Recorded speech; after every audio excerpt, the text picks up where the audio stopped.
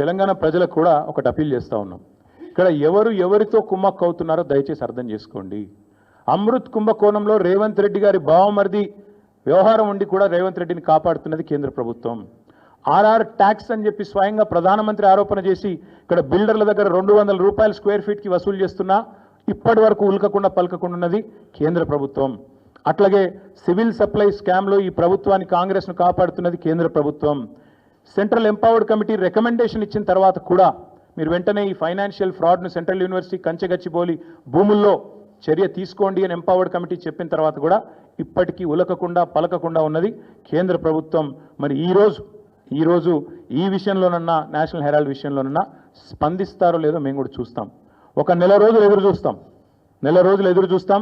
మేము కూడా చూస్తాం ఒకవేళ మరి కేంద్ర ప్రభుత్వం ముందుకు వస్తుందా రాదా. ఎందుకంటే మీకు తెలుసు ఫార్ములా ఈలో ఏదో జరిగిపోయింది, దున్నపోతు ఈనింది అని కాంగ్రెస్ వాడనంగానే కట్టేయండి దుడ్డని చెప్పి గవర్నర్ గారు స్పందించి వెంటనే ఆగమేఘాల మీద మెరుపు వేగంతో స్పందించి ప్రాసిక్యూట్ చేయాలన్నారు.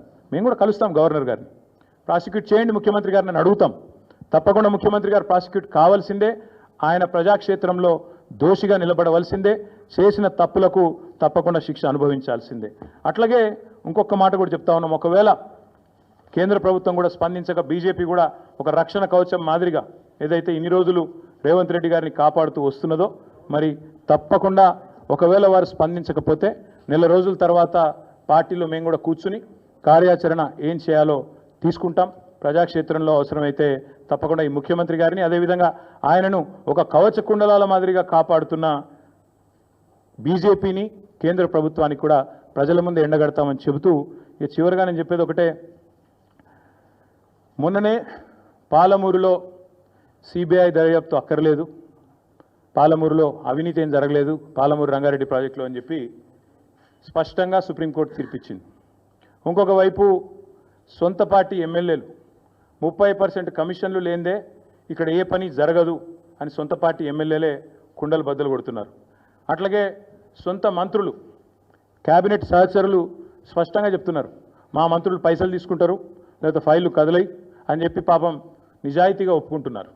ఇంకోవైపు సొంత మామ పిల్లనిచ్చిన మామ కాళేశ్వరంలో అవినీతి ఎక్కడిది మన్నెక్కడిది, 1,00,000 కోట్ల ప్రాజెక్టులో 94,000 కోట్లు ఖర్చు అయితే అలా 1,00,000 కోట్ల కుంభకోణం అని ఎట్లా అంటారు, ఇది అసంబద్ధం అని చెప్పి సొంత పిల్లనిచ్చిన మామ చెప్తా ఉన్నారు. కాబట్టి ఫ్రస్ట్రేషన్లో రేవంత్ రెడ్డి గారు ఏవేవో చేస్తుంటారు, ఏవేవో లీకులు ఇచ్చి ఏదో రకంగా మీడియా మేనేజ్మెంట్ చేసి నేషనల్ హెరాల్డ్ కేసులో ఛార్జ్షీట్లో పేరు వచ్చిన కొన్ని పత్రికలు అయితే రాయలేదు. మాకు చాలా ఆశ్చర్యంగా ఉంది, ఎంత బాగా కవర్ చేసుకుంటూ వస్తున్నారంటే రేవంత్ రెడ్డి గారిని చాలా ఆశ్చర్యంగా ఉంది, ఇట్లా కూడా చేయొచ్చా అని.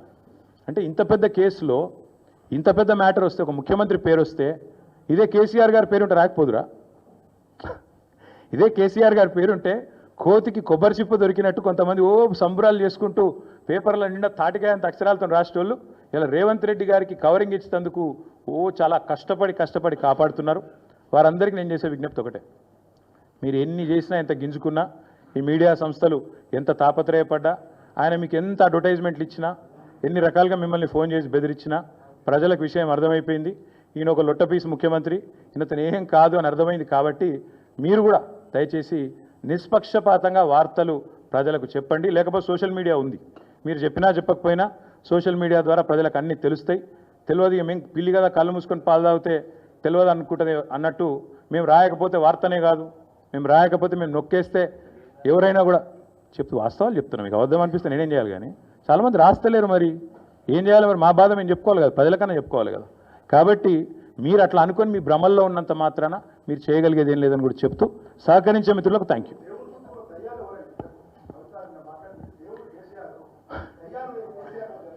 బ్రదర్ మీకు ఒక మాట, ఇంత ఇంపార్టెంట్ ఇష్యూ చెప్తే నువ్వు దేవుడు దయ్యం అనబడుతుంది. ఇప్పుడు ప్రస్తుతం మాకు తెలంగాణకు పట్టిన దయ్యం మాత్రం రేవంత్ రెడ్డి. ఆ రేవంత్ రెడ్డి అనే దయ్యాన్ని ఎట్లా వదిలించాలా అనేది మా తాపత్రయం. ఇంకేమన్నా తొందరపడ అంత యాంగ్జైటీ ఎందుకు, అంత టెన్షన్ ఎందుకు, అంత హడావుడి ఎందుకు? నేను చెప్పేది ఏమంటే తెలంగాణకు పట్టిన శని కాంగ్రెస్, తెలంగాణకు పట్టిన దయ్యం రేవంత్ రెడ్డి. ఇప్పుడు ఆ దయ్యాన్ని శనిని ఎట్లా వదిలించాలనేది మా టార్గెట్. ఇక మీరు చెప్పే టెన్షన్ ఎందుకే అంతగానో మాట్లాడి రాదు, ఎందుకు అంత ఎగబడుతున్నావు? నేను అనేది ఏమంటే మీరు ఒకటి గుర్తుపెట్టుకోండి, లోక్సభ ఎన్నికలకు ముందు మేము పార్లమెంటు నియోజకవర్గాల వారీగా సమావేశాలు పెట్టాం, సమీక్షా సమావేశం. ఇక్కడ అసెంబ్లీలో ఓడిపోయాము, ఎట్లా ముందుకు పోవాలని చెప్పి దాదాపు 17 రోజుల పాటు మీరందరూ చూశారు. ఇక్కడే వేల మంది కార్యకర్తలతో కూర్చొని దాదాపు 7, 8, 9, 10 గంటలు వారితో చర్చించాం. ఆ ప్రాసెస్లో చాలామంది డైరెక్ట్గా మైకులో మాట్లాడిన వాళ్ళు ఉన్నారు, కొంతమంది చిట్టీల మీద రాసిచ్చిన వాళ్ళు ఉన్నారు, కొంతమంది కేసీఆర్ గారికి ఉత్తరం అందించండి అని చెప్పి ఉత్తరాలు ఇచ్చిన వాళ్ళు ఉన్నారు. కాబట్టి మా పార్టీలో we encourage open culture, democracy కాబట్టి, డెమోక్రాటిక్ పార్టీ కాబట్టి, ప్రజాస్వామిక స్ఫూర్తి ఉన్న పార్టీ కాబట్టి మా పార్టీ అధ్యక్షుల వారికి ఎవరైనా సూచనలు చేయాలనుకుంటే ఉత్తరాలు రాయొచ్చు. అదేదో చాలా గొప్ప విషయం అన్నట్టు మీరందరూ అంత బాధపడిపోవాల్సిన అవసరం ఏం లేదు. నేను అనేది ఏమంటే మా పార్టీలో డెమోక్రసీ ఉంది కాబట్టి మా పార్టీ అధ్యక్షుల వారికి, మా పార్టీ నాయకులు ఎవరైనా సరే అప్పుడప్పుడు సూచనలు, సలహాల రూపంలో లిఖితపూర్వకంగా ఇవ్వచ్చు, ఓరల్గా ఇవ్వచ్చు, రకరకాలుగా ఇవ్వచ్చు. అట్లాగే నేను ఒక మాట మాత్రం చెప్తాను, మనం ఎవరైనా సరే పార్టీలో ఏ హోదాలో ఉన్నా కొన్ని విషయాలు అంతర్గతంగా మాట్లాడాల్సిన విషయాలు అంతర్గతంగా మాట్లాడితేనే బాగుంటుంది. పార్టీ ఫోరమ్స్ ఉన్నాయి, అధ్యక్షుల వారితో కలిసే అవకాశం ఉంది, లేదా ఆఫీస్ బేరర్స్ ఉన్నారు, కలిసి చెప్పుకునే అవకాశం ఉంది. కాబట్టి అంతర్గతంగానే కొన్ని విషయాలు మాట్లాడితే బాగుంటుంది. అది అందరికీ వర్తిస్తుంది, వీళ్ళకి వాళ్ళకని కాదు, అందరికీ వర్తిస్తుంది. తప్పకుండా ఎవరమైనా ఒకటే, ఈ పార్టీలో అందరం కార్యకర్తలమే, అందరికీ కూడా ఇదే సూత్రం వర్తిస్తుంది. కాబట్టి మీరు కూడా దయచేసి ఇంత ఇంపార్టెంట్ ఇష్యూ మాట్లాడితే దీని మళ్ళీ మీరు, నాకు తెలుసు మీ సంగతి, you are intelligent, unfortunately I'm also intelligent. కాబట్టి నేనేమంటానంటే మీరు ఏం పెడతారో, మీరు ఏం హెడ్డింగ్ పెడతారో తెల్లారు నాకు తెలుసు, మీ బాధలు కూడా నాకు తెలుసు, మీ మేనేజ్మెంట్లో ఉండే అవస్థలు నాకు తెలుసు, రేవంత్ రెడ్డి గారి ఒత్తిళ్లు తెలుసు. కాబట్టి నేను ఎక్కువ చెప్పను, ఒకటి మాత్రం చెప్తాను, మా పార్టీలో డెమోక్రసీ ఉంది, మా పార్టీలో సలహాలు సూచనలు ఎవరైనా ఇవ్వచ్చు, ఎట్లా అయినా ఇవ్వచ్చు. గతంలో పార్లమెంట్ సమావేశాల సందర్భంగా లేఖలు వచ్చినాయి, సూచనలు వచ్చాయి, అట్లా వచ్చినప్పుడు వాటిని ప్రజాస్వామికంగా స్వీకరిస్తాం. థ్యాంక్ యూ, మీ అందరికీ థ్యాంక్ యూ. నేషనల్ హెరాల్డ్ విషయంలో ఏమైనా అడగదలుచుకుంటే బ్యాక్ టీవీ కానీ ఇంకో టీవీ కానీ అడగచ్చు. నేషనల్ హెరాల్డ్ విషయంలో ఏమైనా మాట్లాడదలుచుకుంటే మాట్లాడండి, చెప్తాను. మిగతా విషయాలు ఆల్రెడీ నేను చెప్పాను, అంతకంటే ఎక్కువ చెప్పాల్సిన అవసరం. నేషనల్ హెరాల్డ్ విషయంలో, యంగ్ ఇండియా విషయంలో, మీ కుంభకోణం విషయంలో మీకు ఏమైనా అడగదలుచుకుంటే అడగండి. ఓకే, అన్ని పార్టీలో ఉంటారు, రేవంత్ రెడ్డి కోవట్లు ఉంటే ఉండొచ్చు, ఏముంది అందులో. కోవర్ట్స్ విల్ ఎక్స్పోజ్ దెమ్సెల్స్, ఒక నిమిషం, coverts will expose themselves in due course of time. ఎందుకు తొందర, ఎందుకు? Yes ball,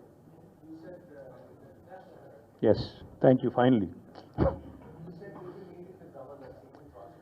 Yes, we'll wait for a month. We'll wait for a month. No, we'll wait for a month. Let's see if the Enforcement Directorate or Government of India will actually move, because this is a serious matter. We're already the leader of opposition of the country, Lok Sabha floor leader, or not floor leader, but opposition leader has been named. So therefore, we'll have to wait and see what action they'll pursue. If they don't, because not just Mr. Rahul Gandhi, but Mr. Revanth Reddy, Mr. D.K. Shivkumar, many of them have been named.